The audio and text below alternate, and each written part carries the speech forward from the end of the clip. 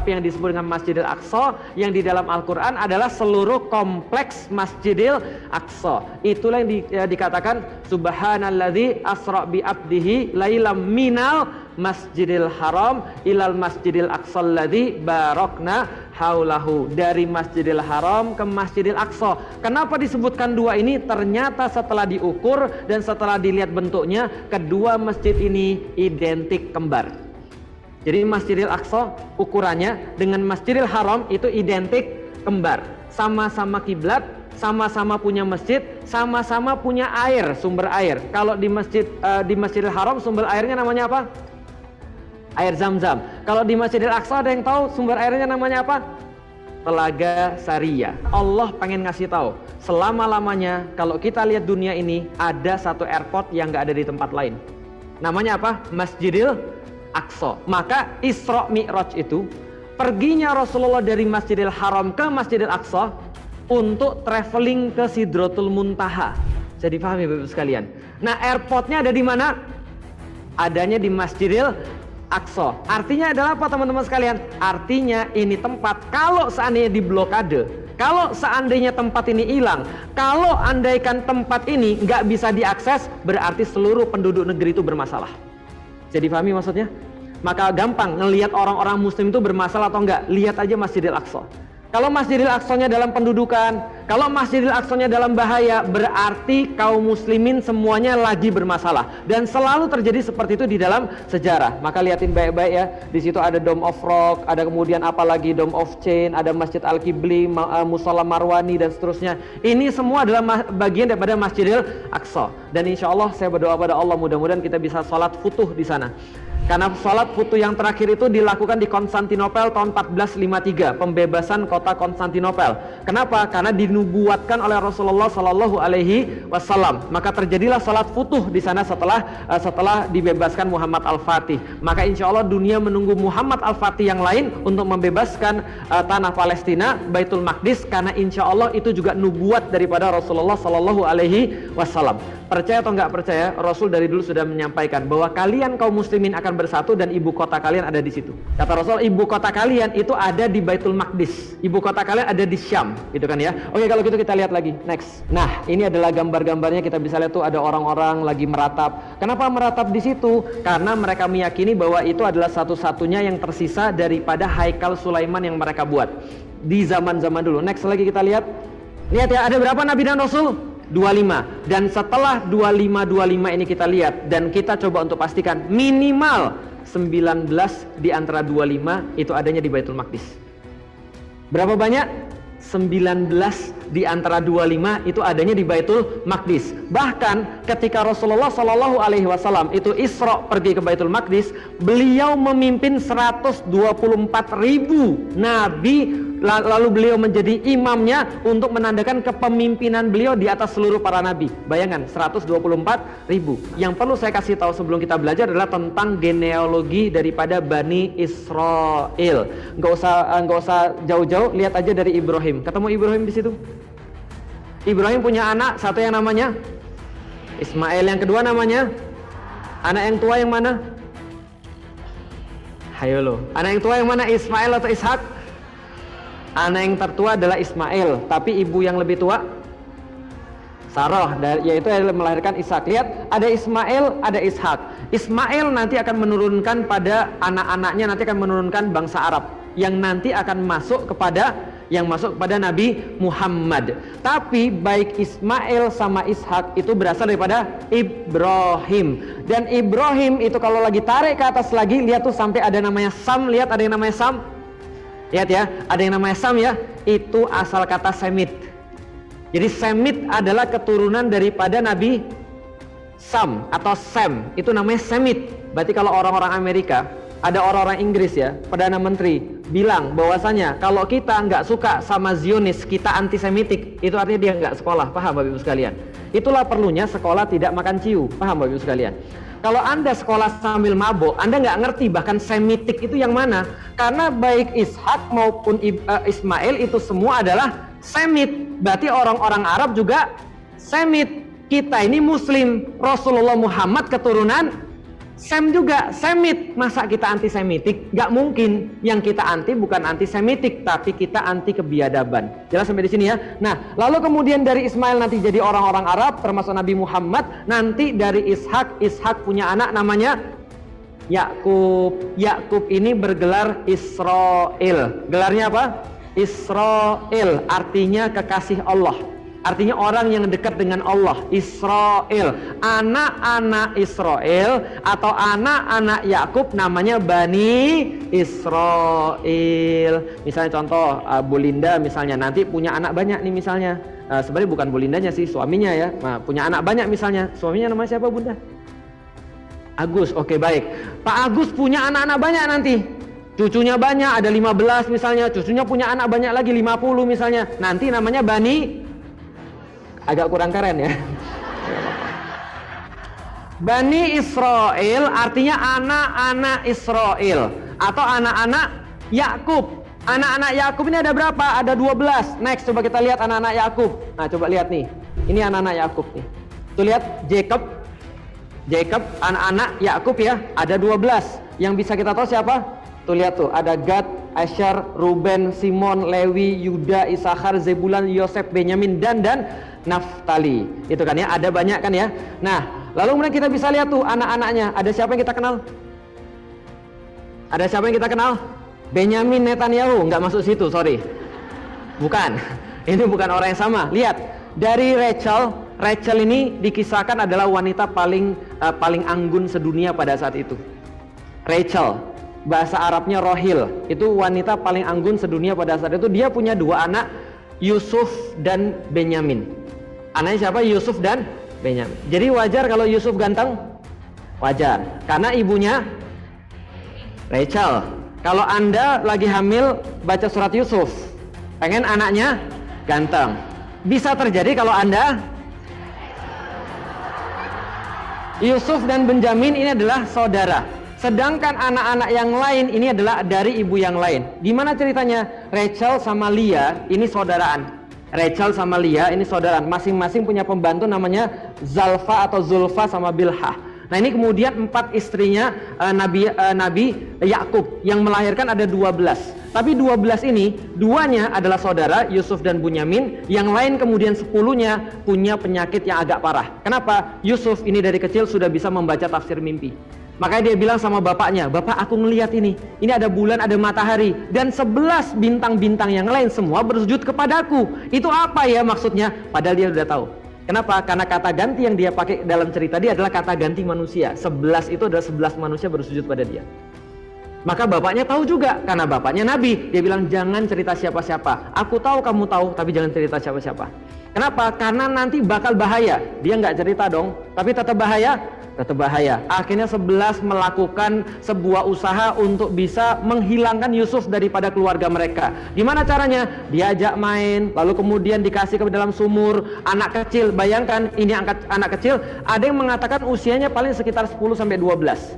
Ada yang mengatakan bahkan lebih muda daripada 10-12. Diterjunkan ke sumur. Anda bisa bayangkan kalau anak zaman sekarang ya nggak dikasih main aja udah nangis-nangisnya kayak apa. Udah lose streak main game online aja udah kalah rasanya udah kayak apa. Zaman ini anak kecil itu 10 saudaranya berusaha untuk membunuh dia tapi nggak jadi. Akhirnya dia dimasukkan ke dalam sumur, lalu kemudian dia dia diangkat sama orang, dijual sebagai budak. Ketika dia dijual sebagai budak, sampai di situ bekerja keras, ada orang yang suka sama dia. Dan yang suka bukan main-main dong, yaitu adalah pejabat yang suka cewek. Akhirnya difitnah masuk penjara.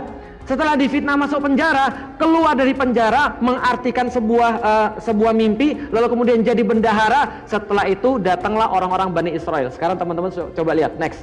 Saya coba sederhanakan dari segi lokasi. Ini kan dari segi genealogi, ini dari segi lokasi. Oke, Nabi Ibrahim lahir di situ tuh. Namanya adalah kota Ur-Kasdim di Babilonia, di Irak sekarang. Lalu kemudian beliau berhijrah, lihat yang warna merah tuh. Beliau berhijrah, ini sudah beda. Beliau berhijrah ke sebelah atas, lihat ada Yakub lahir itu hijrahnya Nabi Ibrahim juga ke sana, meninggal juga di sana. Yang warna oranye itu adalah hijrahnya Nabi Ibrahim ke sana. Lalu kemudian meninggalnya di kota Al-Khalil atau Hebron di dekat Yerusalem. Nah, lalu kemudian setelah itu kita lihat Yakub juga sama tuh, lahirnya di sana, lalu kemudian berhijrah ke Mesir. Kenapa bisa berhijrah ke Mesir?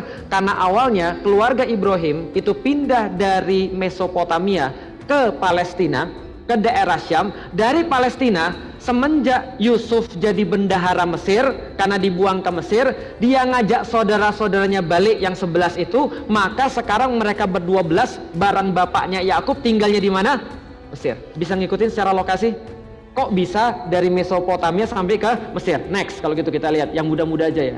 Next. Ini frame waktunya sekarang 1550 sampai 1200 sebelum Masehi. Mereka lagi ada di Mesir. Masalahnya gini. Orang Yahudi ketika sampai ke Mesir, mereka mulai belajar tentang masalah sihir. Mereka mulai belajar tentang sesuatu selain daripada tauhid. Dan mereka mulai mengeluarkan sifat asli mereka. Kenapa? Sifat asli mereka, Bani Israel ini kadang-kadang mereka suka nggak benar. Apa misalnya? Serakah, nguasain ekonomi, lalu kemudian bermasalah dengan penduduk lokal dan seterusnya. Sampai akhirnya orang-orang nggak suka sama mereka, akhirnya mereka dijadikan sebagai budak. Bisa difahami sampai di sini ya? Orang-orang Mesir memperbudak Bani Israel di Mesir pasca daripada Nabi Yusuf. Ketika kemudian mereka dijadikan budak, maka semuanya dilakukan program, dan programnya sekarang ditiru sama Benyamin Netanyahu ini. Apa? Mereka yudzabihuna abna'akum wa yastahyuna nisa'akum. Kasih hidup yang perempuan-perempuan, yang laki-laki matiin semua. Untuk apa? Menghilangkan semangat, menjatuhkan mental. Jadi teman-teman tahu ya, ini perangnya bukan perang fisik, tapi perang apa?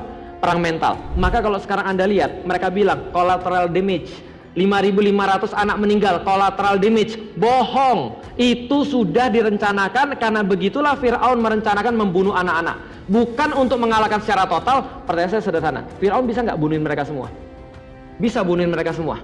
Bisa. Tapi kenapa Fir'aun nggak mau bunuhin mereka semua? Karena Fir'aun pengen mengendalikan mental, bukan fisik mereka. Karena kalau mental mereka sudah diambil, fisik mereka pasti ikut. Tapi kalau seandainya fisik mereka diambil, mental belum diambil, itu yang terjadi pada orang-orang Gaza yang sekarang membuka mata kita.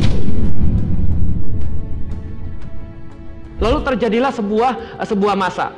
Masanya adalah ketika dalam program pembunuhan bayi-bayi laki-laki itu, maka ada program liburnya. Kenapa? Pengusaha-pengusaha Mesir bilang, bro, Pak, Firaun, mohon maaf nih Pak, kita ini perlu orang-orang budak laki-laki, karena perempuan tuh nggak cukup kuat. Maka kami perlu Bani Israel ini yang laki-lakinya. Liburinlah programnya. Diliburkanlah programnya selama beberapa tahun. Lahirlah Harun, kakaknya Musa. Ketika kakaknya Musa lahir, program lagi diliburin. Lalu program berjalan lagi. Lahirlah adiknya namanya Musa. Musa dihanyutkan ke sungai pakai keranjang untuk sampai ke istana raja Fir'aun. Langsung diurus masuk ke dalam istananya raja Fir'aun oleh istrinya. Yang menarik adalah istri bilang apa? Lah, bagus juga nih ya, ada seorang anak tapi Yahudi, tapi Bani Israel. Maka dia bilang sama suaminya, nggak apa-apa. Dia bilang sama pembantunya, nggak apa-apa, biar aku yang maju kepada Fir'aun. Sampai kepada Fir'aun dia bilang,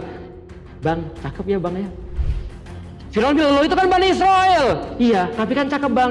Nggak bisa bunuh, dia laki-laki. Bang, masa sih daripada seluruh yang abang bunuh itu ini yang dimaksud bang? Nggak mungkin lah bang. Pastilah ada orang-orang yang sudah meninggal itu bang. Lagi pula ini mungkin berguna bagi kita di masa depan. Kita pelihara aja yuk. Fir'aun bilang apa? Boleh, kita pelihara aja. Yang menyebabkan awal daripada orang-orang Bani Israel yang selamat adalah perempuan. Sampai di sini paham? Istrinya Fir'aun, artinya perempuan. Perempuan selalu memainkan sebuah sejarah penting di dalam kebaikan. Baca Al-Quran, semua itu tentang perempuan. Ulul Azmi, 5 nabi-nabi yang paling banyak harus diingat sama kita, itu berbicara tentang perempuan-perempuan hebat, kecuali istrinya Nabi Nuh. Itu aja. Rasulullah ada Khadijah, betul? Lalu kemudian kita lihat, misalnya siapa lagi? Isa, ada ibunya. Maryam. Musa, ada ibunya yang sangat ikhlas. Satu lagi, Nabi Ibrahim. Nabi Ibrahim ada Bunda Hajar, ya cuma satu aja, Nuh yang agak bermasalah. Nah itu menunjukkan bahwa kalau perempuan bermasalah habis seluruh generasi. Bisa difahami Bapak Ibu sekalian. Itulah kenapa rahim dititipkan pada Anda, bukan dititipkan pada laki-laki. Kenapa? Karena rahim dititipkan pada laki-laki, peradaban manusia sudah lama musnah. Lalu itu kita lihat. Setelah kemudian Musa bawa mereka, lalu kemudian saya mau bawa ini Bani Israel, singkat cerita, maka kemudian Firaun nggak mau. Tapi dia tetap debat dengan Musa dan Musa menang. Lalu kemudian setelah Musa menang, Musa ajak Bani Israel walaupun walaupun Firaun nggak boleh. Sampai di satu tempat di Laut Merah, lantas Firaun di belakang mereka ngejar. Musa kemudian bilang, lah ini seperti apa nih? Di depan kita ada lautan, di belakang kita ada pasukan. Tahu apa yang diomongin sama Bani Israel? Lihat kebiasaan Bani Israel selalu ngece. Kebiasaan Bani Israel selalu main propaganda. Apa yang mereka bilang? Ah Musa, udah gue bilang juga, ngapain kita pergi daripada Firaun? Yang kemarin itu betul, anak-anak kita dibunuhin, kita cuma boleh hidup yang perempuan, tapi setidaknya kita masih punya tempat untuk berteduh, kita masih punya sesuatu yang dimakan, daripada kita ikut Musa. Sekarang kita udah mau mati di belakang kita. Apa kata Musa pada saat itu? Lihat baik-baik. Kalla inna ma'iya rabbi sayahdin. Enggak, Tuhanku bersama aku, dan Tuhanku tidak mungkin meninggalkan aku. Tahu nggak kenapa dia bilang aku? Sebel dia. Jadi kalau Anda zaman sekarang sebel sama orang-orang Yahudi, ingat Musa itu hidup sama mereka, paham ya? Musa hidup sama mereka, dengar kemudian mereka ngece, Musa bilang, enggak, Tuhanku bersamaku, Tuhan akan menolong aku. Lantas kemudian Allah memerintahkan agar tongkatnya diketuk, terbelahlah kemudian lautan, lewatlah mereka semua menyaksikan kehebatan itu, lalu Firaun nyusul, nutup jadi satu. Mereka selamat. Dan setelah mereka selamat, tahu apa yang mereka katakan? Komplain lagi. Musa, kapan nyampenya Musa? Ya gimana ini Musa? Ya kan tadi kalian udah lihat bagaimana Allah nolong kita. Iya Musa, tapi sekarang gak ada makanan. Komplain lagi, komplain lagi, komplain lagi. Setelah komplain lagi, kemudian Musa bilang, sebentar ya, saya mau izin 40 hari dulu. Saya mau berjumpa dengan Allah dan minta petunjuk pada Allah. 40 hari Musa pergi, pulang. Apa yang terjadi pada mereka? Musa menyaksikan sesuatu yang nggak pernah terbayang. Apa? Ada patung sapi di situ. Bayangin, mereka dilepaskan daripada pendudukan dan orang-orang Mesir yang jadiin mereka budak. Tapi mereka malah bikin satu patung yang diajarin sama orang Mesir. Dewa sapi bisa ngomong, bisa dipahami Bapak sekalian. Ya mungkin kalau zaman sekarang kayak kaktus-kaktusan itu ya. Jadi kalau misalnya bisa ngomong, bisa nari dan segala macam. Itu Musa saking ngerinya, saking kemudian beliau stresnya, baru pulang nerima perintah Allah menghadapi sebuah ujian sangat parah. Sampai itu Nabi Harun diceritakan di dalam Al-Quran, diambil kepalanya sama jenggotnya. Kenapa ini bisa terjadi? Lantas Harun bilang, kamu nggak tahu sih orang-orang Yahudi, mereka itu hampir aja saya mati sama mereka. Kenapa? Mereka itu parah. Akhirnya Musa kemudian nyelesain masalah itu, Allah menghukum mereka, terus kemudian segala macam, lalu mereka melanjutkan perjalanan. Tapi nggak orang Bani Israel kalau nggak nyari masalah, Yahudi kalau nggak nyari masalah. Akhirnya apa lagi? Sampai ke tempat yang sudah terjanji. Musa bilang, ayo kita masuk, ini tanah yang sudah dijanjikan oleh Allah kepada kita. Apa kata mereka? Sebentar bro, sebentar, kita jangan terburu-buru. Lihat itu orang-orang gede-gede semua. Lihat six pack semua. Sedangkan kita masih 6 month. Itu mereka sudah 6 pack. Itu lihat kaki mereka tuh, lihat badan mereka tuh, lihat tuh kekuatan mereka. Enggak, apa kata mereka? Mereka nggak cukup, nggak mau maju. Mereka bilang gini, Musa, gimana kalau kamu sama Tuhanmu yang maju? Kalau kamu sama Tuhanmu menang, kami boleh masuk. Tapi kalau kamu nggak menang sama Tuhanmu nggak menang, kami di sini aja. Kurang ajar atau enggak? Jadi kalau Anda lihat mereka melakukan kesadisan semacam ini, Allah aja mereka hina, apalagi manusia. Allah aja itu mereka jadiin bulan-bulanan, apalagi manusia. Para nabi aja mereka bunuh, apalagi manusia. Lantas gara-gara itu turun kemurkaan Allah. Allah bilang, sudah kalian itu nggak bisa lagi untuk diselamatkan, 40 tahun kalian akan tersesat.